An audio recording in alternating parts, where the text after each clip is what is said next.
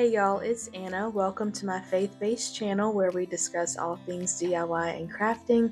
Today I have a cross-stitch kit from 44th Street Needle Company. This was purchased from Hobby Lobby. Today I'm going to open this and show you the project step by step. But before we get into today's project, I want to share a word from our sponsor. 1 John 3 verse 1 states, "Behold what manner of love the Father has bestowed on us, that we should be called children of God. Therefore the world does not know us, because it did not know Him." So let's open up the kit and see what's included inside. Also, I've purchased multiple kits from this company and I highly recommend for beginners that are just now getting started into cross stitch or embroidery. So first, we see that they have included the instructions for us. And after the instructions, now we have the embroidery floss that's included. Once you unwrap that, you will see that they also have a needle and a threader tape for you as well.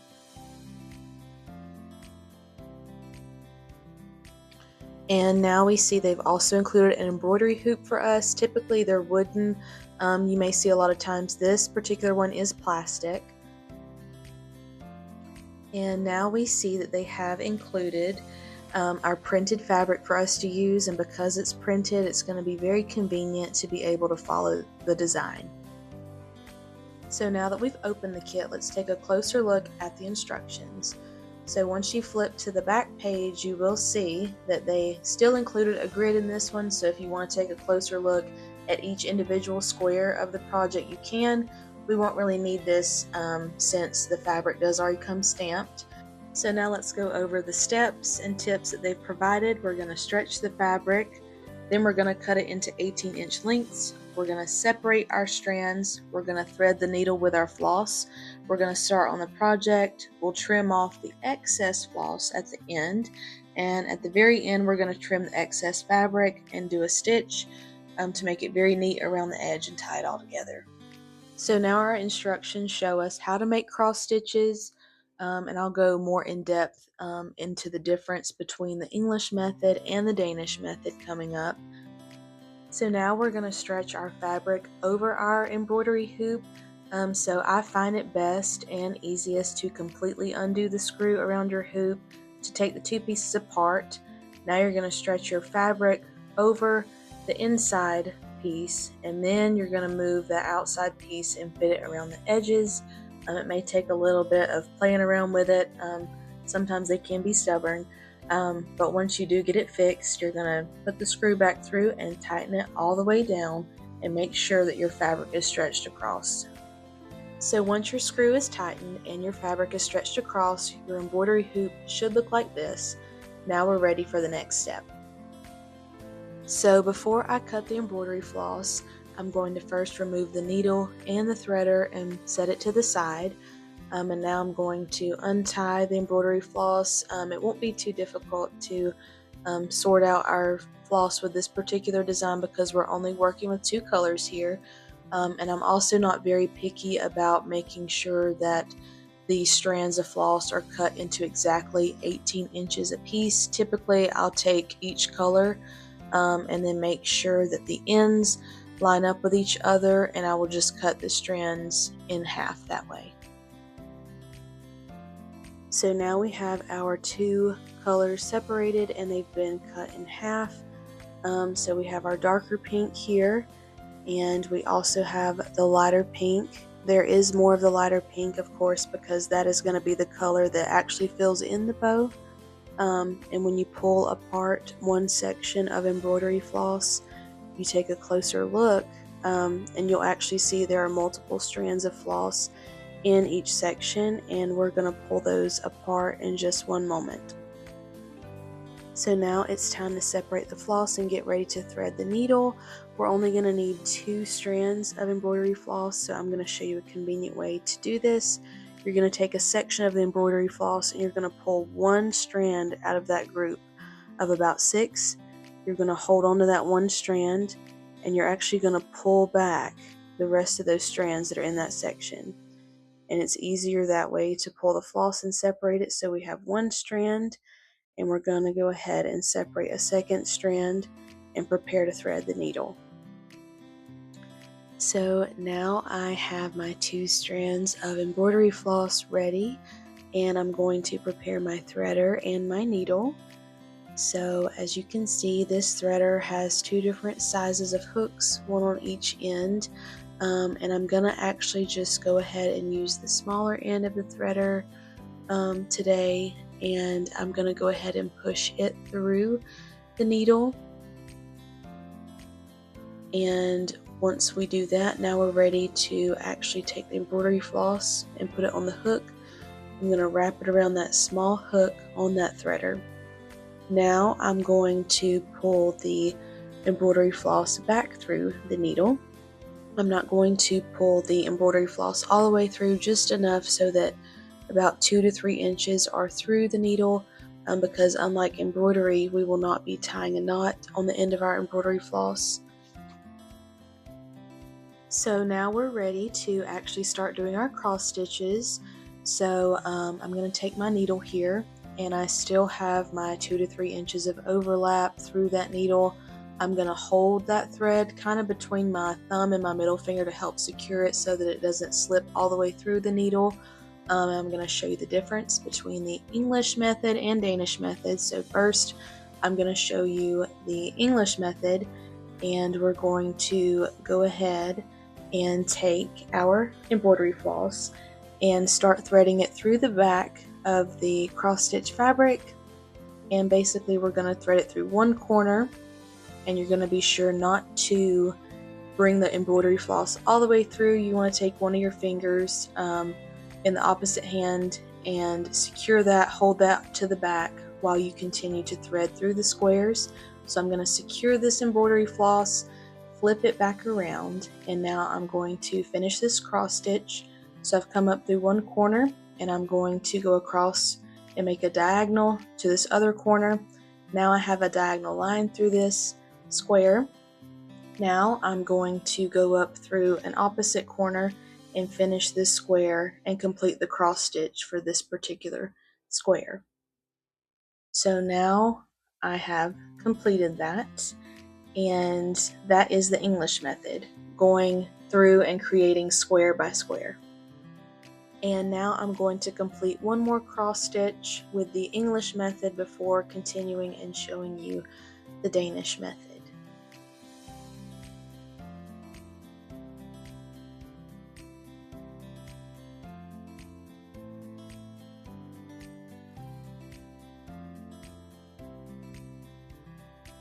So before I show you the Danish method, I'm really going to quickly show you how I secure the embroidery floss on the back of the fabric. So with embroidery, you would typically tie a knot at the end of that embroidery floss, and it would keep it from coming through the fabric. With cross stitch, we're actually going to create loops and wrap it around that embroidery floss on the back, and that's actually going to secure the embroidery floss and hold it down. So we do that by actually completing the cross stitches on the front, and as you do that, you'll be wrapping loops around that embroidery floss, and it's going to secure it so that it won't actually pull through the fabric. So now I'm going to get ready to show you the Danish method, and as you can see that outline in the design on the front of the fabric, you can see it's moving diagonally. So I'm going to pull that embroidery floss that's on the back of the fabric and kind of move it in line with that design. And as I do these Danish stitches, that's going to help secure it even better. So with the Danish stitches, you're going to be taking and going through one corner of a square across to the other, but you will not finish a cross stitch. You'll go down to the square below or beside, and you're going to do another diagonal line. And then whenever you finish that section, you're going to go back across and finish those cross stitches in whichever line you came. So that is the Danish method.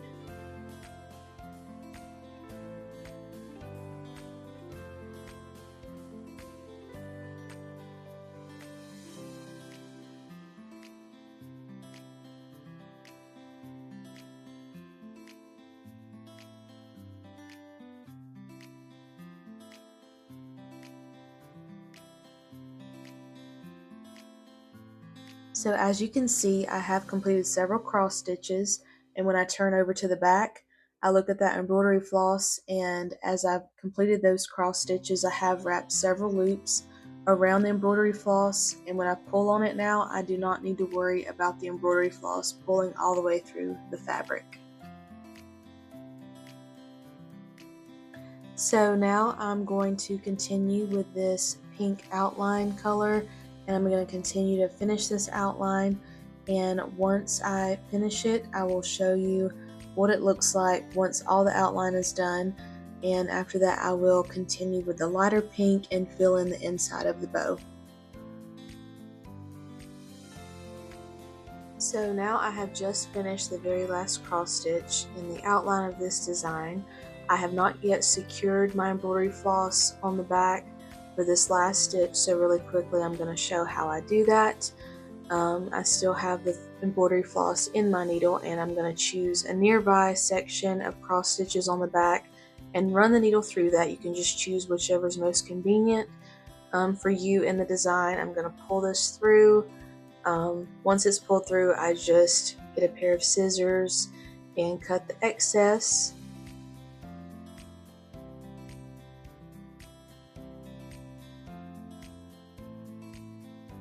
So now all of my embroidery floss on the back is secure, and all my cross stitches are complete for the outline of this design, and I'm going to go ahead and complete the lighter pink in the middle of the design and show you the finished product. So now the cross stitch design is complete. Every single cross stitch has been completed, and when I turn over to the back, all of the embroidery floss is secure. So now I'm ready to finish up the outside of this Ida fabric. So what I'm going to do is I'm going to round these corners. So I'm going to take a pair of scissors and trim the corners because I want to create like a rounded edge around this Ida fabric. And the edge of the Ida fabric does not have to be perfectly rounded.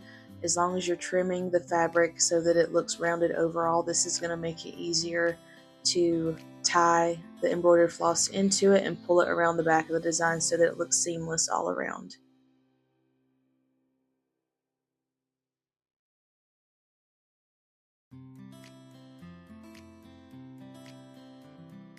Now that the corners have been cut, I am ready to add the embroidery floss and to tie it all together.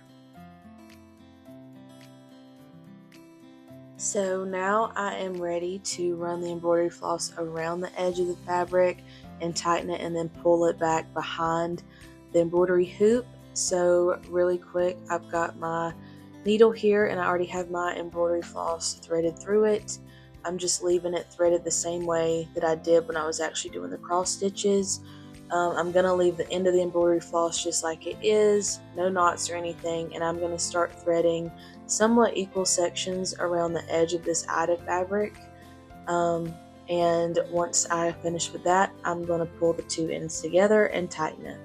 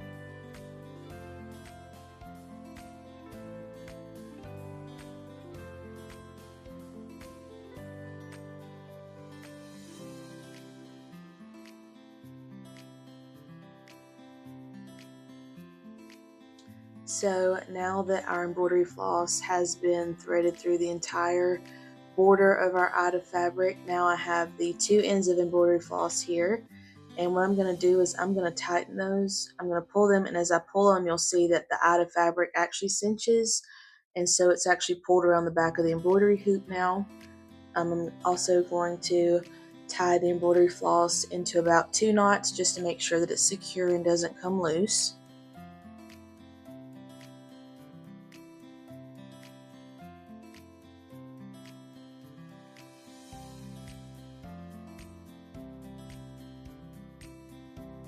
And now as we're looking at the front of the embroidery hoop, you can now see that it looks seamless. You don't have any of that out of fabric sticking around the edges. This was a little bit more challenging just because the cut of out of fabric that we were given in this kit wasn't much larger than the hoop itself. But if you're working with a larger project or a larger kit, you will have enough fabric typically so that it will cinch around the edges even better.